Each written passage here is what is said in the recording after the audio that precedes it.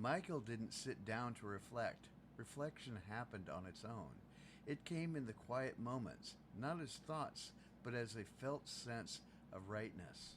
Something had rearranged itself inside him, not dramatically, not spiritually inflated, just settled. Michael realized he was no longer orienting his life around overwhelm, either trying to avoid it or trying to survive it. That alone felt revolutionary. There was a time when overwhelm had been the organizing principle of his days. Decisions were made to prevent it, energy was managed around it, rest was only taken once it arrived and forced him to stop. Overwhelm had been the signal that something mattered. Now something deeper guided him: presence. Not presence as a practice, not presence as a concept, presence as a home. Michael noticed how different his inner landscape felt. Thoughts still came and went, emotions still moved through him, life still surprised him, but none of that pulled him away from himself anymore. He no longer was bracing for the next wave. He trusted that if something arose, he would meet it, not from preparation, but from availability. And availability, he realized, was the most honest form of strength. Michael thought back to the earlier days, the days when overwhelm felt like proof that life was too much. He saw now that overwhelm had never meant that he was incapable.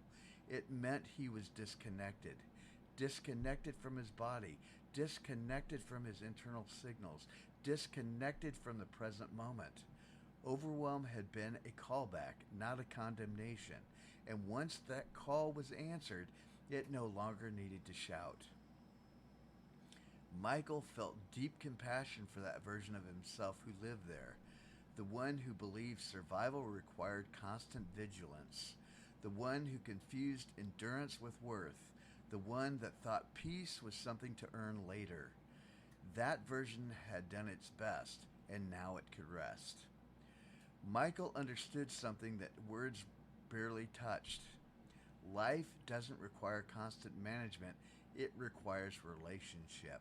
Relationship with sensation, relationship with timing, relationship with truth. And when the relationship is honored, overwhelm becomes unnecessary, not because life is controlled, but because it is met.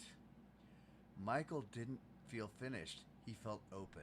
Open to uncertainty without fear, open to change without collapse, open to difficulty without self-abandonment.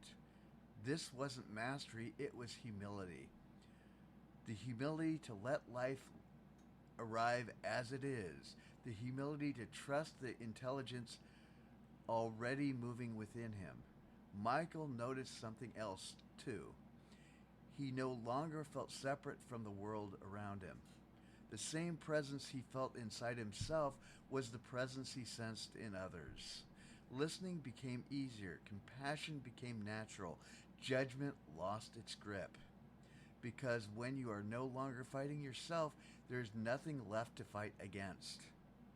Overwhelm had once made life feel like a series of obstacles.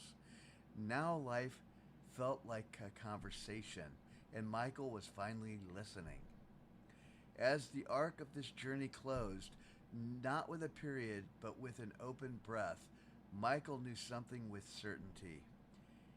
He would still face challenges, he would still feel uncomfortable, he would still have moments of doubt, but overwhelm would no longer be the place he lived from. It would simply be a signal he recognized, or a lesson he had already learned. And as he moved forward, there was nothing he needed to remember deliberately, nothing to hold on to, because what he had been seeking was never missing. It was waiting, beneath the noise, beneath the urgency, beneath the belief that he had to be someone else in order to be okay. Michael didn't fix his life, he came back to it. And that made all the difference.